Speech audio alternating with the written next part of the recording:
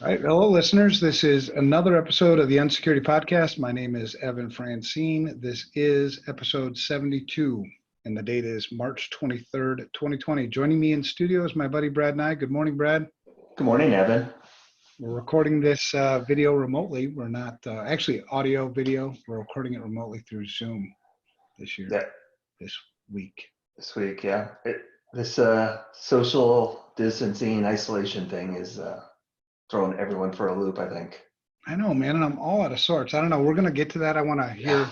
kind of how you're feeling and what's going on in your mind. But last week was nuts. You and I didn't even get a chance to connect. Normally we see each other in the office and we get to do some things together. Not so this last. No. So I'm hosting again. I wrote the show notes. You didn't get a chance to. We didn't get a chance to connect. Lot to talk about this week. Of course, top of mind is the COVID-19 and what that epidemic is or pandemic is doing to our daily lives. Sort of hard to talk about anything else. It's everywhere.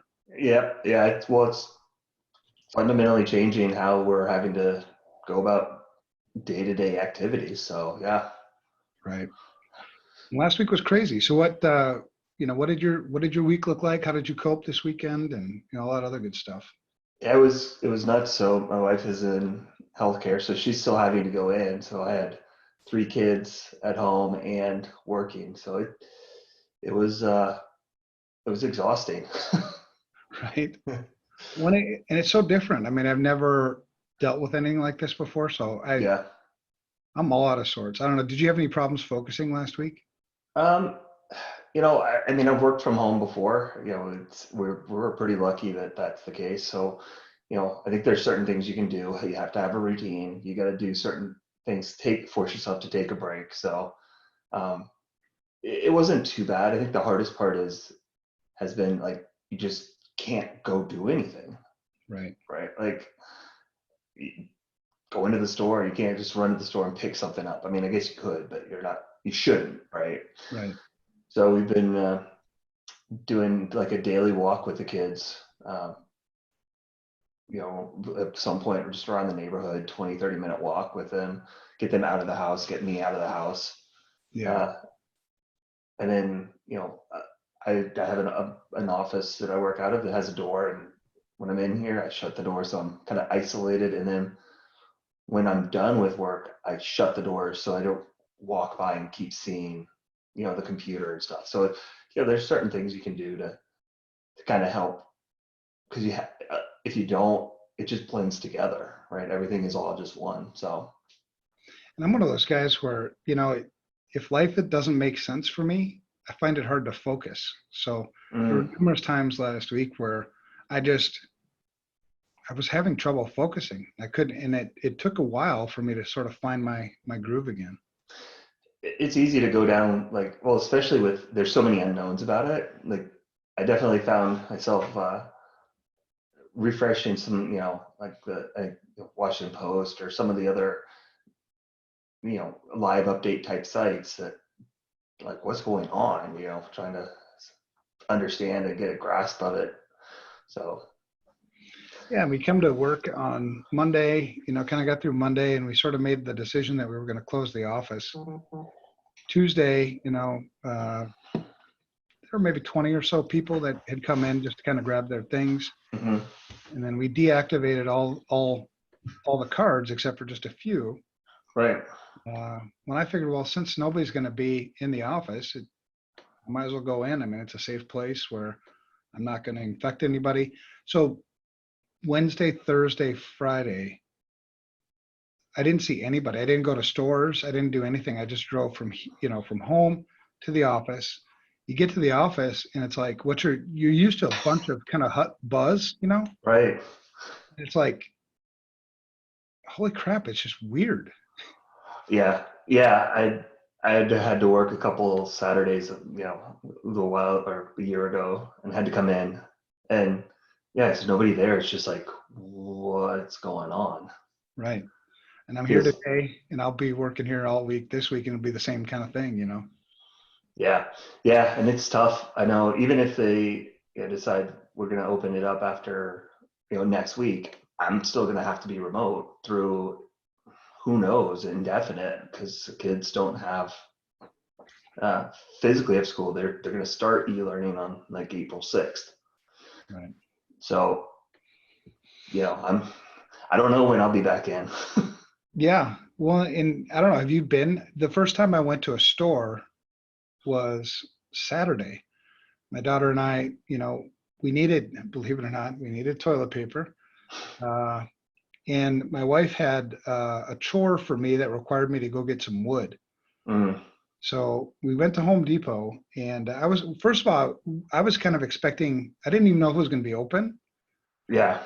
So, we drove there, and my daughter and I were like, wow, I'm surprised how many people are here. I'm like, yeah. I mean, the parking lot was probably half full, Right. and we're all kind of, Huh. when you're walking through the aisles, it's like, yeah, everybody just keeps their distance. I told my daughter to keep her hands in her pocket. I don't want her touching anything. Stay close Yeah. to me. I just, I don't want to be, I want to be respectful of kind of the rules that we're living under. I get why we're doing it. I finally found toilet paper. We stopped at 4 different places. Finally found toilet paper at Walgreens, of all places. Hmm. I guess Walgreens gets their deliveries on Saturday mornings. Well, it's funny. Well, yeah, I had to go by Costco to pick up dog food Tuesday on the way home after we closed. So we were like, oh, yeah, we should probably get some. We got, two big dogs, and they go through some food. And it's back by like the toilet paper, and there's some lady. This was like 10:30, 10:45 in the morning, and they opened at 10, and a lady was like, I was told you guys would get a delivery of toilet paper today. Where is it? And the Costco employee said, yeah, we got 22 pallets of toilet paper in. We had people lined up at 8:30. They were sold out in like 15 minutes. I don't get it. Yeah. But yeah, I went to, I didn't have to. I did go to the Home Depot as well because, working at the home office, it was like that builder beige, just that generic blah color. And for one-offs, it's okay. But I was like, if I'm going to be stuck in this, 8x8 or whatever room for a month or longer, I need to Yeah. do something. So yeah, that was my weekend. Is I painted my office. Well, we're coping, right? Yeah, got to do what you got to do. It's really weird for just kind of everything at home too. I mean, I saw my daughter more in the last probably 48 hours than I've seen her in the last 6 months. Hmm. She's 15, so she's always out and about, and it's kind of nice to spend some time with her. I wonder how long it's going to be before we get tired of each other. Yeah, You know, yeah. maybe today is the day. I don't know. Yeah, my kids are excited that it looks like it's gonna start warming up, so they can go outside and play and just Right. get burn off some energy. It's been kind of cold and rainy. Right. So things I want to talk about, in this podcast is just priorities. Mm, As we're working through COVID, we're information security people, and it seems like sometimes information security might take a back seat in all this, and maybe it should. I don't know. Everybody's got their own, sort of priorities. So the things I wanted to talk about were, mental and physical health. How we're dealing with that. I don't know if I'm probably not qualified to give, any kind of in-depth advice, but I can share like my own. I was gonna say, I think just having that conversation and being out there and open and available is a huge thing, right? I think a lot of people struggle about just talking about it. So I think it's a Right. good step in the right direction. Yeah. And then, we'll talk about protecting, ourself, yourself, myself, and then protecting our loved ones, and then, business, and survival. So you've got those things that are really priorities. Where does security kind of fit in with all that? Let's Yeah. talk about mental health. Do you know anybody who's struggling? Are you struggling? Not yet. We'll see. We'll see if this goes on. No, um, I think it's something that everybody's gonna go through because, right, we are social beings for it, that, you know, even being an introvert, Yeah. that we are, you still like there, you do get some energy from that close group, right, in work and all that. So you're now not able to see or go out and do things. It definitely can weigh on you. So, you know, there's like, we, like, one of the things that we're doing is every one of our internal meetings, we're turning on our cameras, right? Yeah. Everybody has their camera on. At least you're having an interaction, right? There's a face there. And even right now, you and I have ours on. Yep. So, you know, it does make a difference. Yeah, I agree. I mean, and I shared a little bit, you know, last week. I really struggled with just focus. You know, it was difficult. Everything was a shock to me, so I was trying to figure out, just kind of put things into its boxes. Mm-hmm. Now, that's the kind of thinker I am, where it's not like everything needs to make sense. It's just I need to be able to put it in a box somewhere, and I have a don't make sense box. And it was like everything was kind of fitting in that don't make sense box. Mm.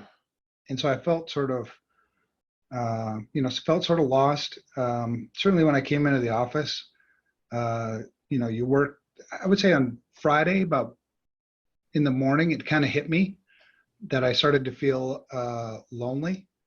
Mm. I started to feel some of the effects, I think, of being isolated. Well, yeah, that would definitely be even harder, because at least, you know, I'm isolated, I'm at the shed, but I go out and say hi to my kids. And, you know, my son loves Oscar, our director of tech services. So I was on a call with him and he heard him and he came running in and wanted to say hi, right? So at least I had that interaction, which is nice. Yeah, I can imagine. Yeah, Just, it was just weird. And yeah. and I want to be, you know, and I just wanted to be transparent that I think given, you know, kind of this, everything's new, it's okay to not be okay, Hmm. right? Yeah, and when you're in an environment where, like you said, you're used to the team being there and walking around, so it's not only a new experience, it's completely different in familiar surroundings, right? So you've kind of like got two things going on. Yeah. And I think it's important just for people to be self-aware, you know. Um, it's kind of normal to have anxiety. I was reading something, I think it was maybe this morning, about, you know, people will suffer from post-traumatic stress disorder through this. So I think the mental effects may not, they're probably not fully known Mm-mm. yet or fully felt, but you know, I think they'll be long lasting. I mean, this is a big, huge change for us, for everybody. Oh yeah, my daughters were talking about, like, just how much different it is, and that they'll be joking about this or looking back on it in years. I'm like, not just years. This is something you'll remember. Like, it's going to change how we have to operate for the rest of your life. Right. Yeah, it's funny. I was talking to my daughter, you know, she's 15, and I have other kids, but they're all out of the house now. But, you know, my 15-year-old, I, on our way to Home Depot, I asked her, you know, how are you feeling? You know, are you stressed out about this? Are you concerned? Like, no, I'm Yeah, not worried at all. I'm like, well, why not? She's, well, I'm 15, you know, right now, nobody has died in the United States. I don't know about worldwide, but there has been no death for that anybody under young. the age of 19 Yeah. related to COVID. So she's like, she's pretty aware.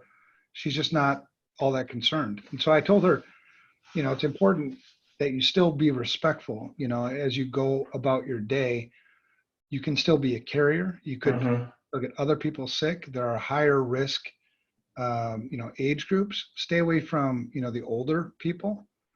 I think that the mortality rate for 85 plus is like 27%. Yeah, it's crazy as you get older. Yeah.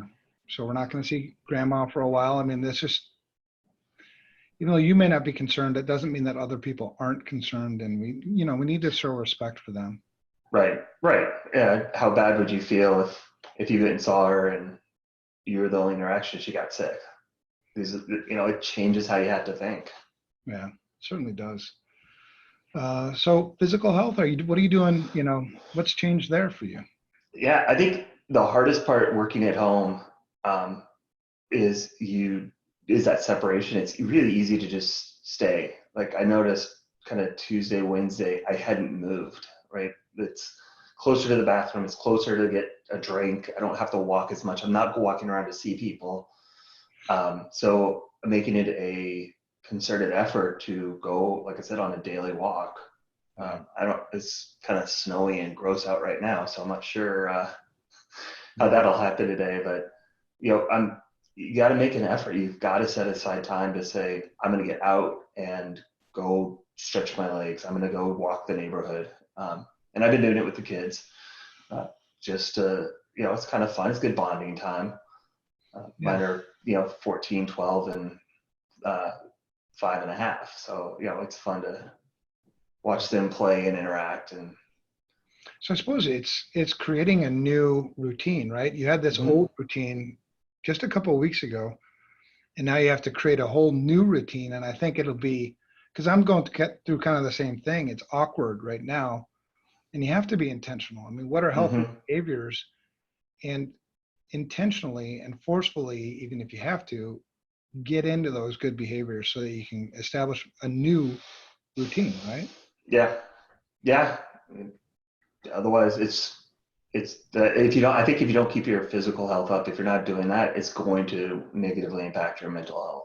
I mean, they tied so closely together. If you're not right, you're not leaving to go get lunch anymore. You're not getting that break. Right. Going to go make a sandwich and then eat and sit back down. It's 15 minutes.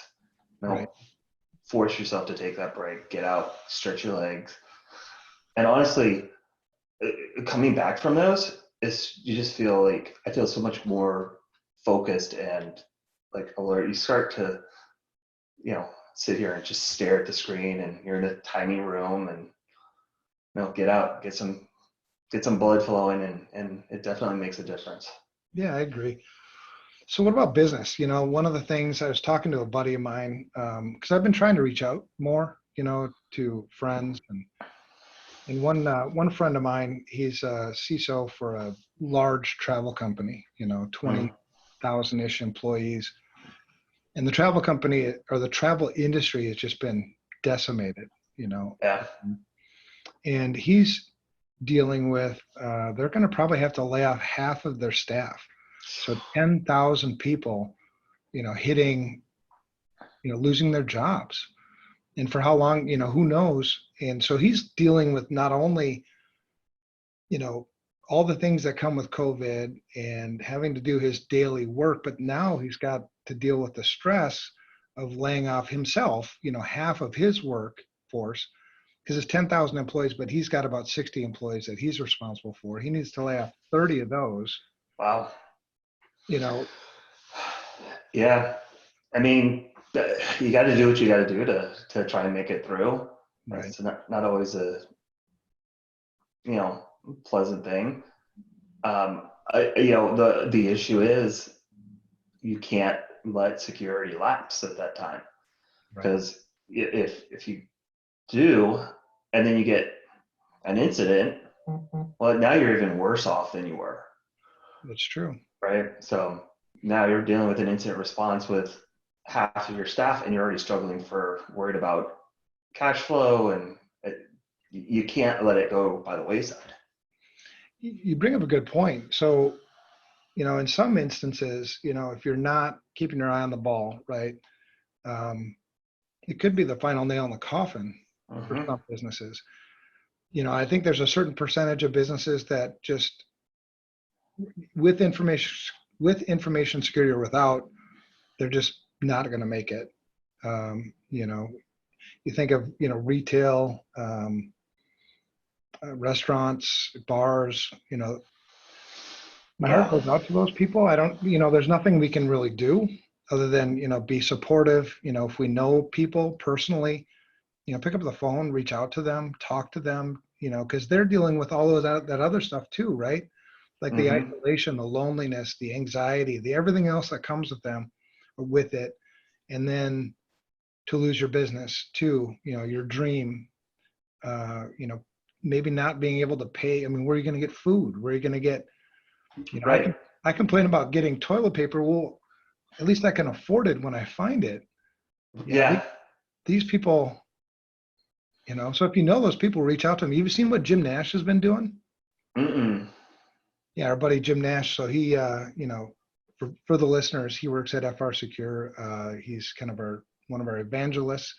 He's also a Minnesota state representative. And what he's been doing, I've been following him on Facebook, is visiting all these local small businesses Mm. and patronizing them, maintaining a social distance, right? Being responsible, but also, visiting with them, keeping your 6 feet or whatever, and buying, food and whatever, trying to figure out what he can do to help. And then he's been posting these videos on That's Facebook. cool. Yeah. He stopped by my house yesterday. Went outside and here comes, this car pulls up and I'm like, who the hell is this? And it's Jim Nash. That's What's going funny. on? I'm like, oh, I'm just working. Can I get a selfie? And, he posted it on Twitter or whatever he does. That's funny. But we're all in this together, man. I'm hoping Yeah. that what will emerge out of all of this will be goodness and not, just the crappiness, Yeah. So security Yeah. fits into all of this. It does fit in, imagine, we're already dealing with mental and physical health, potential issues, changes for sure. The attackers are increasing, Mm-hmm. their frequency of attacks, their, potentially the impact of these attacks. So they're looking for weaknesses here to take advantage of people. And it only potentially exacerbates the problem. Right. Yeah. So I know sometimes we think, well, information security, when I talk about, mental health or physical health and, security is just not that important right now. I got to take care of my family. This is part of taking care of your family, isn't it? I think so. I mean, right, we know anytime there's a disaster that the attacks pick up, and now we've got, a worldwide disaster, not just localized. Yeah, it's not surprising to see this happen. Right. Sad, but not surprising. One, there's truly nothing too low for criminals. You know what I mean? There's nothing that would stop. They'll do anything for a buck. Yep. They'll do anything for power. And so, when you're not watching, yeah, they'll certainly take advantage of it. So businesses, people. So one of the things, and we'll get to that in a little bit, but I created a diagram. Did you see the bass and the Barracuda thing? Yep. Yeah, that I did see before. Yeah, that Tuesday morning. Yeah. So I did it to look at that. I like it. Well, hopefully it's something that sticks out, right? You want to be a Barracuda, don't be a bass. And if you want to know what we're talking about, if you go to my website, evanfrancine.com, and look at the show notes for today, there's two diagrams. One is the bass and the other is the Barracuda. And the diagram with the theory here is, well, your attention to information security may be dwindling or you're distracted, the number of attacks is rising. Mm-hmm. So it creates this gap. And when you diagram it out, it looks like a bass fish. Yep. Yeah. And so I want to narrow that gap and then make it more look like one of those slender barracudas. Can you eat a barracuda? I don't know. I don't Probably know. not. I don't know if I would. Because I know bass are edible and I like eating bass. Yeah. No, I'm weird. You knew that. So we've got all these things, all these issues. And another thing, the World Economic Forum released some really good guidance, I thought. Mm-hmm. If you go to weforum.org and look for why cybersecurity matters more than ever during the coronavirus pandemic. It's a good article that came out on Friday. Yeah, it's really good. I liked it. Yeah, and number one, a heightened dependency on digital infrastructure raises the cost of failure. So now that we're all separate, You know, we're all relying on, like you and I right now, we're relying on Zoom, we're relying on all these electronics. If there's a big denial of service attack right now, that knocks us offline. Well, yeah, we were seeing issues with overloading from Zoom and Teams, and some like we had some people that just couldn't do the video and had to close the video streaming window, or we all had to turn it off because it was overloading their internet because it's so Right. stressed. So yeah, we're already seeing that. So being we have this heightened dependency, any significant attack just makes our problems worse. And I think what we're all trying to do right now is limit damage. You know, that's the whole reason why we're isolating and we're doing this social Mhm. distancing. We're trying to limit the damage. Yeah, spread it out, flatten it, so we don't overload healthcare. And yeah, that's part of the issue people don't get. If you're overloading that and then having security issues, and everything just kind of snowballs if you're not careful. Right. And so what are things that people can do? We tell them, you know, to maintain their awareness, don't take the eye off the ball. What are things that we could advise people to do? You know, I think one of the things that came out last week during our two webinars, Mhm. sorry, uh, we had a question. One of the people asked was, you know, we had these projects, these information security projects planned. Should we postpone them or cancel them? Yeah, it's a business decision, obviously, at the end of the day. The same with anything else around information security. They're going to have to, assess the risk of not doing it versus doing it but having other issues. It depends on what the project is. Right. Right. If it's like you said, if it's like, flashy lights and whatever, maybe that's not quite as important right now as doing an assessment and making sure that you know where the holes are. Right. So I think it kind of depends on what you're working on. Right. Yeah, I agree. And I think just a lot of the basics, a lot of the fundamentals where I think you'll find, you know, most of your risks don't take investments. They don't take huge investments, Mm-hmm. right? I mean, reaching out to your, you know, workers at home and helping them secure their home networks or helping them secure their home PCs or whatever it is, that doesn't cost a lot of money. It may not cost anything. Right. Right. I mean, we'll throw it out there. That's why Security Studio did the S2Me and S2 team right now. Right. Right. Yep. And we're working on some stuff for businesses that's small to mid-size, like up to 500 employees. It's very cost effective to validate some of those things and look for the holes and make recommendations, and you're doing what we can to try and help and not be part of the money grab, the sales. Everybody's getting so many sales calls right now from all the different software and hardware vendors about what they can do to help. It's like, well, here, we're trying to make something Right. useful, and it's Well, it's tough. for us, it's always been mission before money, right? So Mm-hmm. helping people, providing value always comes before, you know, how much money we can make. You know, I've been thinking about, you know, since this started coming about is, you know, once we're through this, because we will get through this, Mm-hmm. right? We will survive. The world will continue to turn or whatever it does. The sun will continue to rise. What will that be like? What will that day look like? And how will we be remembered in it? Mm-hmm. You know, how will FR Secure, how will Security Studio be remembered after this is all over? Were we the ones that kept pounding them with phone calls? Were we the ones that kept spamming their inboxes, trying to get them to buy some kind of blinky light or whatever it is we're trying to do?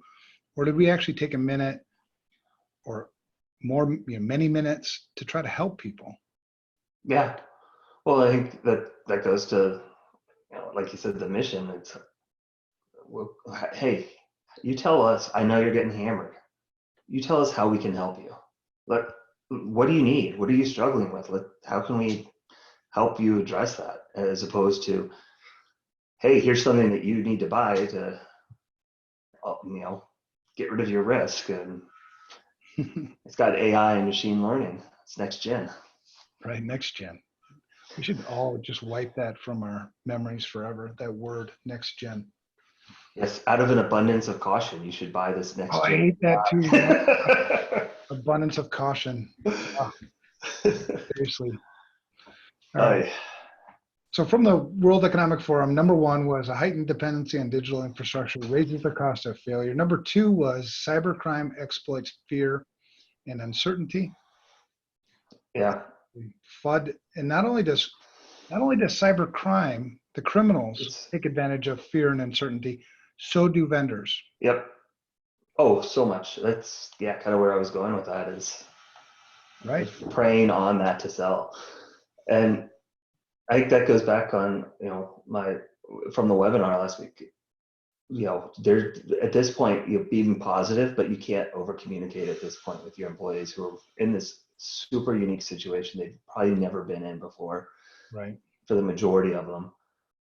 Over communicate, be clear in your message, stay on point. Don't, constant zigzagging with your messaging isn't going to help. So Right. And talk openly about fear. Talk openly about uncertainty. We're all living with uncertainty right now.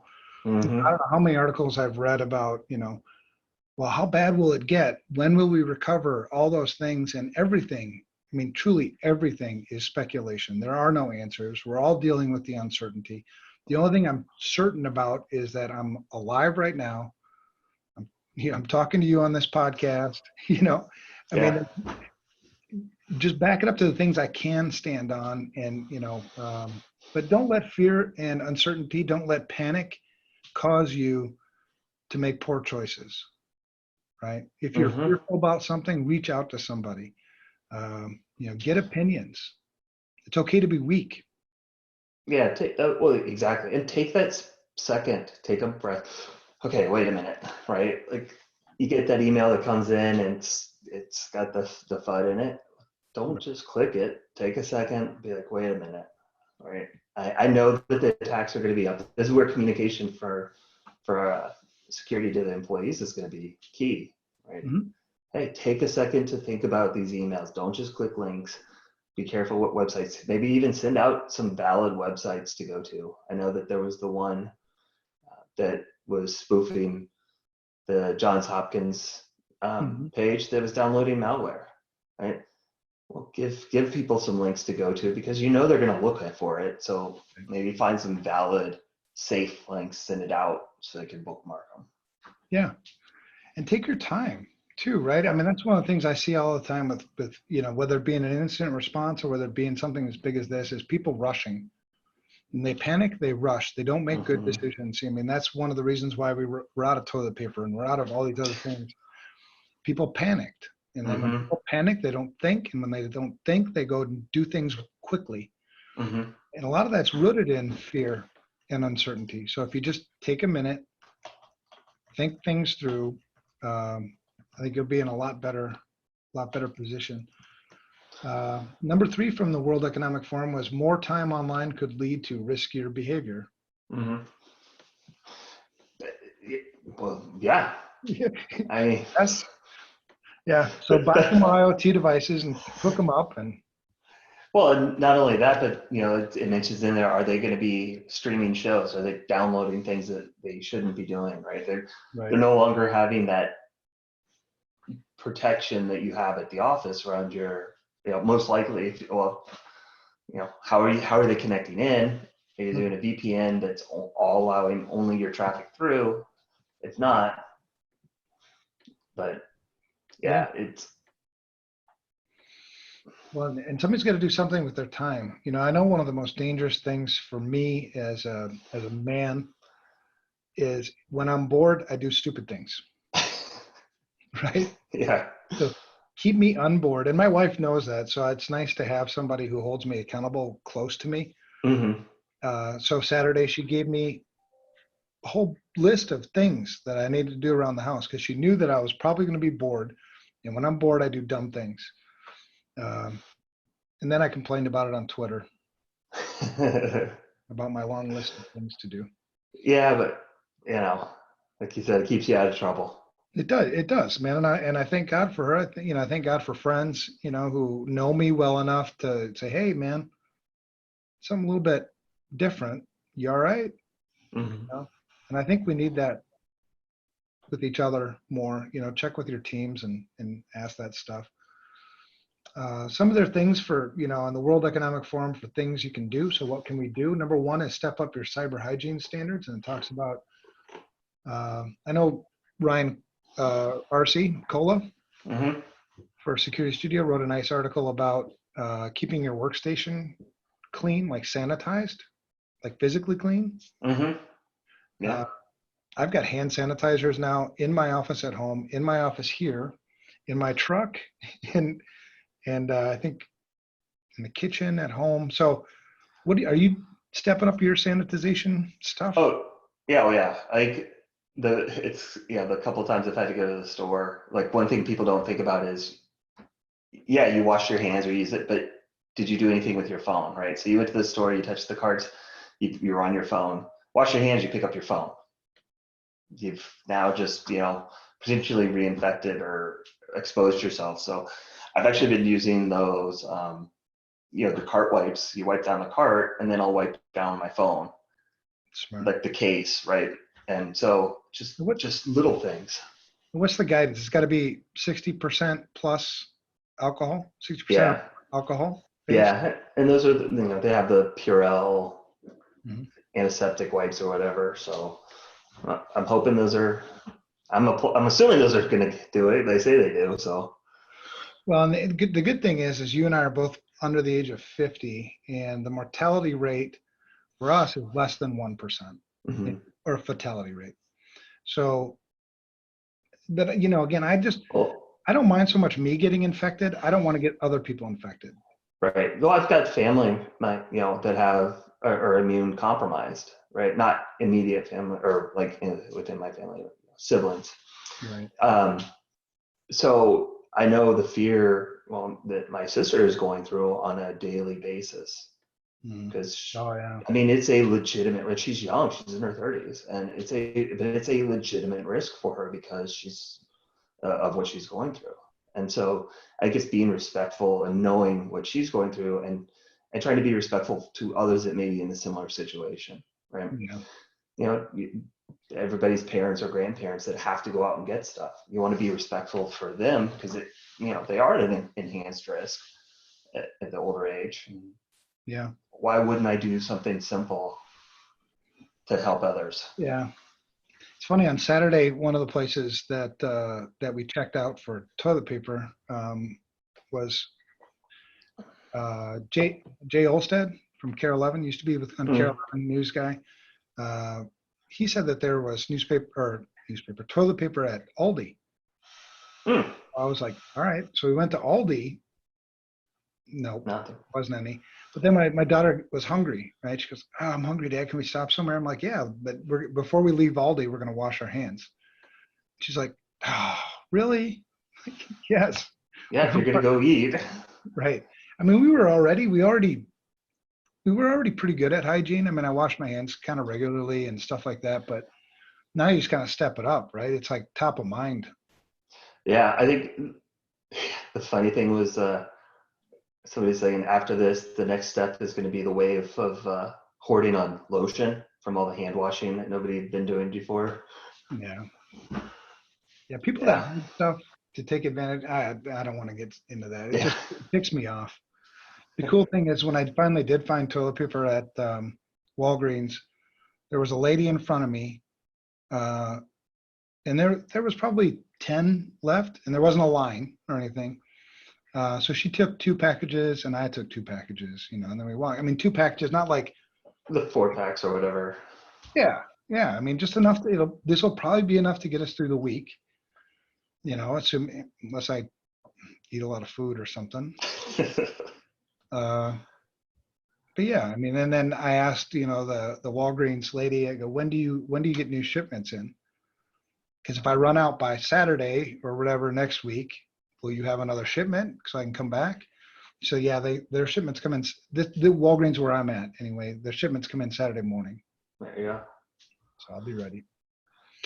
All right, so that's one thing. So Doug, it is important to keep your workstation clean, right? The things that you touch, your laptop Hmm. or your Your phone. mouse, your keyboard. Right, absolutely. So, and there's lots of good tips on how to do that. I was mentioning, Cola wrote something on the Security Studio. He's been creating content primarily for K through 12, right? Hmm. They're going to have a big issue because they're going to have to repurpose systems, right? Students are going to come to pick up computers, and then when computers are broken, potentially they'll have to bring them to the school, and tech people will have to fix them, and they're going to be transferring computers. So it'll be really important every time you transfer a computer to wash it, not wash it down, but sanitize it, right? Yeah. Yeah, it's interesting. My daughters have iPads through the school, so they're used to doing that. So the e-learning for them won't be that big a deal, I don't think. But it was interesting to read the school's communication on if you have a hardware failure, here's what's going to happen. Mhm. You basically have to schedule a drop off, and then they'll get a new one, and they have a process in place to wipe it down and make sure it's clean. But yeah, it's going to be for the school districts that didn't have this. We were seeing it. It's going to be really tough. Well, and a shout out to, so I know the school district you're talking about, Minnetonka School District. Shout Yep. out to them. Shout out to also, the school district that my kids, or one kid goes to now, is Waconia School District. Shout out to them too. Shout out to all our teachers, man. I mean, those people, they don't do it for the pay, Right. right? Yeah. They do it because they love our children. They do it because they want to create the next generation of greatness. And my heart goes out to them. Heart goes out to all the first responders, the people working in healthcare, the people that are putting their lives in danger every day for all this stuff. Man, I complain about, I got to stay at home and watch Netflix. I mean, seriously. Yeah, it's easy to forget how good you have it sometimes when you like if you don't look at the big picture, right? Just Right. understanding. I was talking to Oh, my Yeah, and I was talking to my wife about that too, about how I think we were spoiled in America. We took a lot of things for granted. We were privileged, have this whatever what's that word when you're privileged? Uh, Whatever. This is it's almost kind of nice for us, for some of us.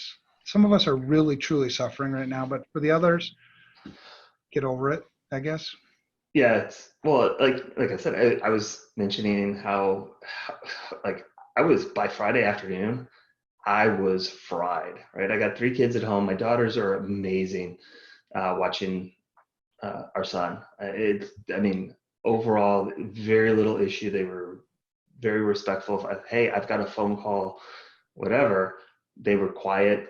They were, when we did the webinar on Friday, they all went upstairs and were playing quietly in one of the rooms because they knew, like, not to interrupt. And, I was kind of a thing over the weekend. I was like, oh my gosh, I was talking to my wife. I'm done. Like, I have nothing.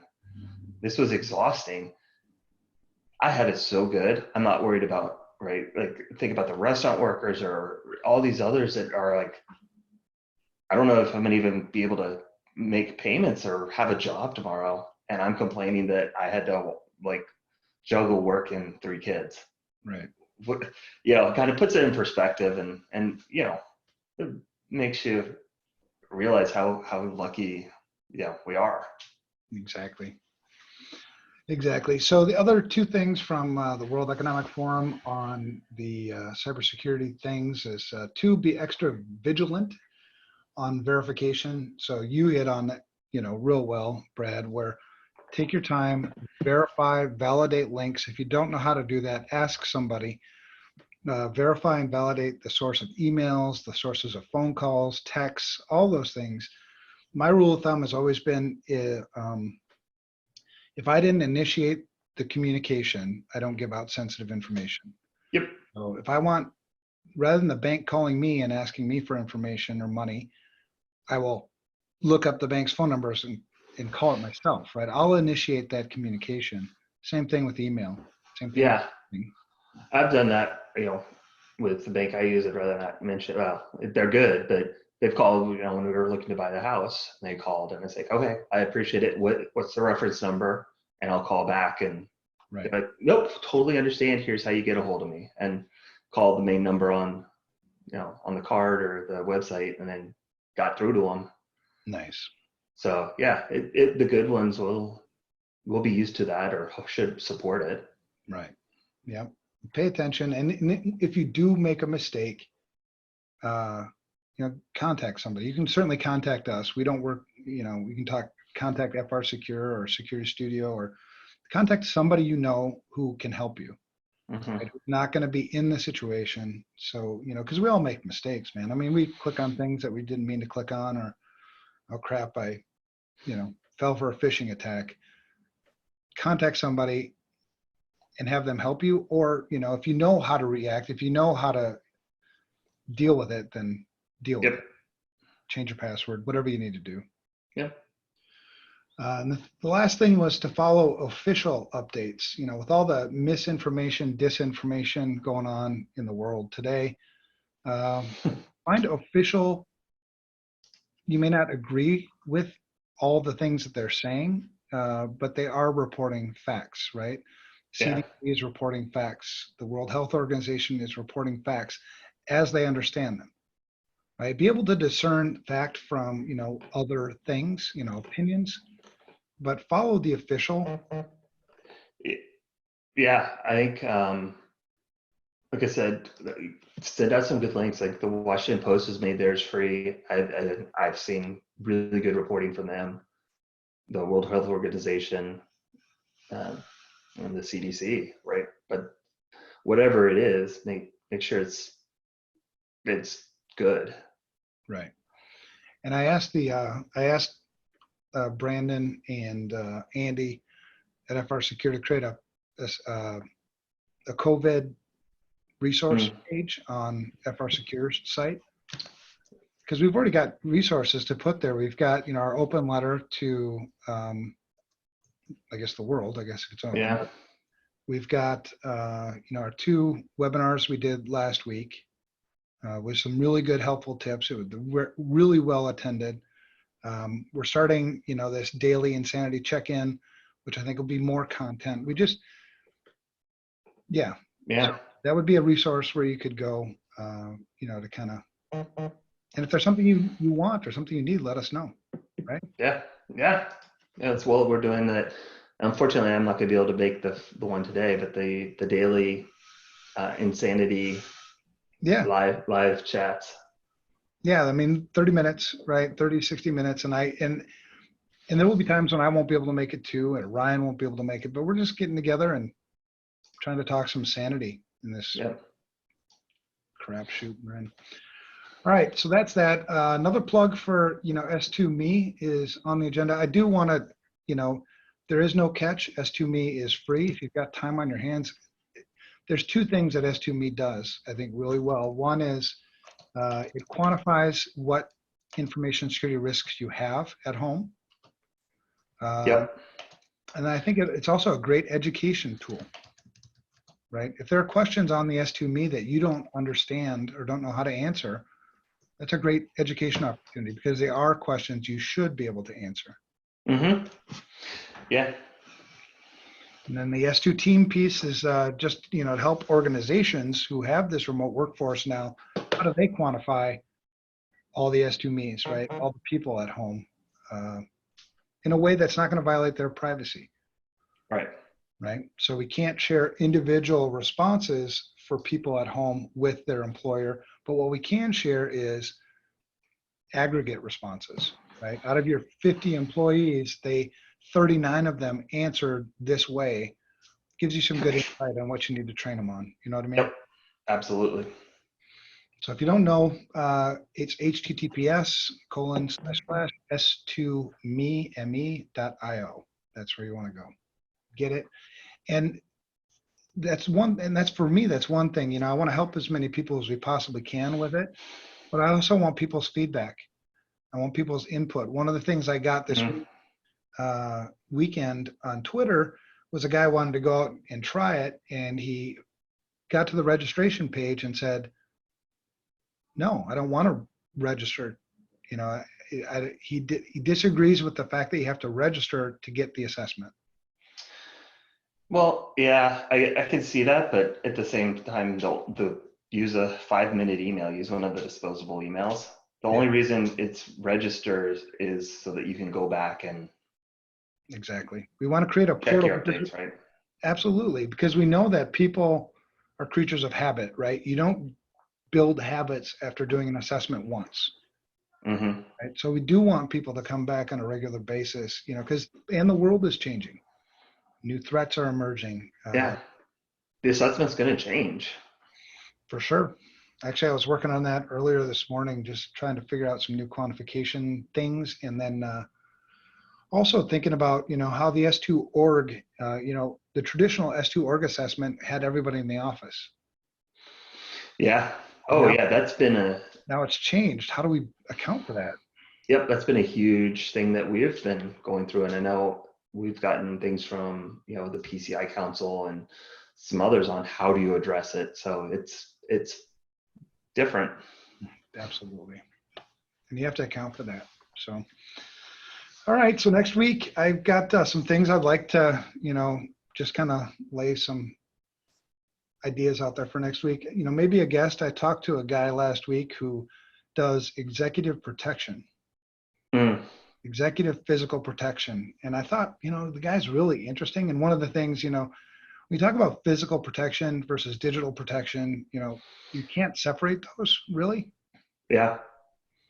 And You I know, want to hear the advice he's given. well, we've had some conversations with some executives on, like, you know, what could you guys come in? We've got somebody who does the physical, right? They do that. Could you guys come in and do an hour or two walking through and checking things and making some recommendations? So there's definitely started to be more, excuse me, interest there. And we've had it even from just parents at the school talks I do. Right. What should we be doing? There's nothing out there. Help. Right. Right. So, So maybe a guest next week. I would like to talk maybe next week, and that, you know, it'll be your show unless we don't get a chance to, and then I can write the notes too. I don't mind. You know, there'll be days when I won't be able to do it too, and you'll yeah. have. We've Yeah. always the need for each other. But I'd like to talk about what happens on the other side. What do we think the world looks like once we're through this? You know, one of the things that I believe is there'll be some percentage of people that will never come back to the office. They'll always be work remote now. Yeah. I agree. I don't know. But yeah, we'll talk about that. And then we'll talk about the daily insanity check-in update, because our first one is today. We'll do, you know, we'll do them every day. It'll be 5 this week. Let's talk about, you know, how that's going. What are we learning from people? Yeah. What do you think? I like it. Next week? All right. It'll be interesting to see. I'm looking forward to those, to see. Hopefully there's good participation, and I want to hear what other people are struggling with, or what their thoughts are. Yeah, me too. And I figured if nobody shows up, I mean, eventually people will. I think we've already got quite a few people signed up. But I figured when we started, worst case, it's just me and you, or me, you, and Cola. Mm-hmm. Just whoever, just get it going. Yeah, I mean, that's good for me too, man. You know what I mean? It's therapy talking to you guys. Agreed. All right, so the world hardly any crazier than it is today, I think. Seriously, for all the listeners, do everything you can to maintain your health, or restore your health if you're not feeling well, if you're sick. Let's get some non-COVID related news. I've only got 3 stories, and then we can wrap up this episode. Sounds good. So the first one I've got is Google addresses high severity bugs in Chrome. Chrome, I think, is Chrome the most popular web browser today? I'm pretty sure it is. Probably. And the point here, the reason why I wanted to point this out is just because, you know, we're dealing with, you know, COVID and everything else going on. Still got a patch. Mm-hmm. Right? Yeah. Yeah. How are you in patch remotely? Right. So these security updates, this is version 80.0.3987.149. It's now available for download. and Google also has announced, and Microsoft followed suit with their browser, that they're pausing any upcoming releases. Google, in this case, Chrome and Chrome OS, due to the outbreak. So they're only going to be doing maintenance essentially and fixing bugs, right? Yeah. So no new versions really coming. This release, 13 security vulnerabilities. The most severe one is one that affects WebGL. This one was identified by David, I can't say his last name, but it was part of the bug bounty program. So bug bounties do pay off. You know, in my opinion, if you are writing software, create a bug bounty program. Yeah. Because the one thing it does get for you is it gets the good guys usually are participating in bug bounties, but it also gets this responsible disclosure. You know, when an attacker does find something and they're interested in that bounty, they'll notify the company, and you've got a process to follow for that, as opposed to, I won't know until I'm hacked. Right. Yeah. Right? That's not fun. No. So anyway, that's Google. Patch your Google, patch your Chrome OS, patch your Google. It'd be fun. Patch Google. The next one is Russian intel agency, FSB contractor is hacked. Sensitive data leak online. So it's not just Americans. It's not just the NSA that gets this. Yep. So third-party information security risk management is also important for Russians. Yeah, shocking for everyone. Exactly. Who could have predicted that? Right. Well, in this case, yeah, it's kind of nice. I mean, I'm not anti anybody per se, but you know, Russia, United States, China, we're not friends, right? I mean, we're sort of cordial. We have to live together, but it's sort of nice to see that, you know, it's not just us. Yeah. So, and where we found that is hackread.com. The title is Russian Intel Agency, FSB's contractor hacked. Sensitive data leaked online. What was the data? Did you get a chance to read this article? I didn't go into it. I just read through it, but I didn't look, you know, too deep. That's one of the things that I would did is the mental health, not trying to not focus on work and have some separation. Yeah, exactly. Well, anyway, there's that. And then the last is a brand new virus that incorporates mining, hacking, and backdoor modules. Yay. I could say we've worked on some double pulsar or ultra pulsar incidents, and it's nasty. So this doesn't make me very excited.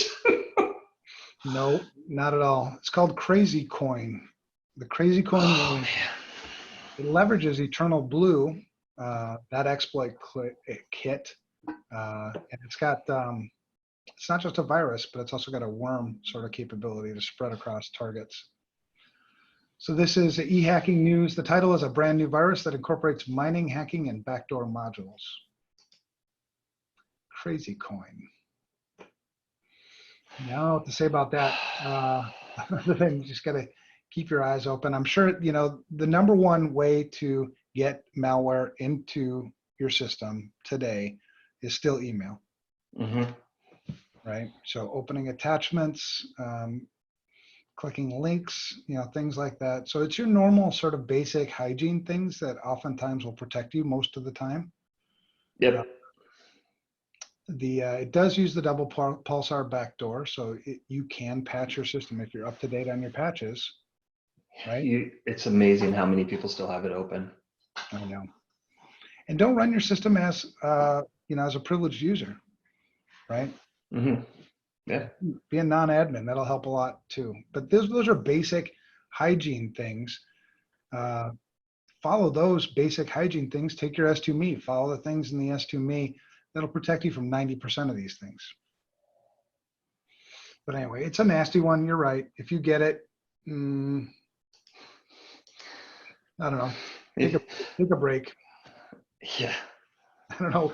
If I saw this, I mean, I don't know what I'd do on my own system. I think I'd just be, all right, we're done for the day. Yep. Personal system, just nuke it. You're done. Exactly. If it's the corporate system, I guess, I don't know. If I was at home, I guess I'd shut my system down because I'm probably not going to get somebody on support quick I enough. can't. Well, and Going on. I can't afford. You can't afford it. Right. In person, but oh boy. Well, that's the attackers, though, man. I mean, it just proves our point that the attacks the attacks aren't going away. They're becoming more common and they're getting worse. Yep. Right. So pay attention. All right. So there you have it. Episode 72. Thanks for listening. We're wishing we're wishing everyone certainly health and sanity. We love hearing from you. If you've got something to say, you want to be a guest on the show, you got, whatever, email us at unsecurity@protonmail.com. If you'd rather do the whole social thing like Twitter, I'm at Evan Francine and Brad's at Brad Nye. Check out at Security Studio and at FR Secure too. We're trying to do everything we can to help without causing panic, without causing fear, without causing uncertainty. We're trying to bring certainty without taking advantage of people, without spending, people having to spend money if possible. But they're always posting good things.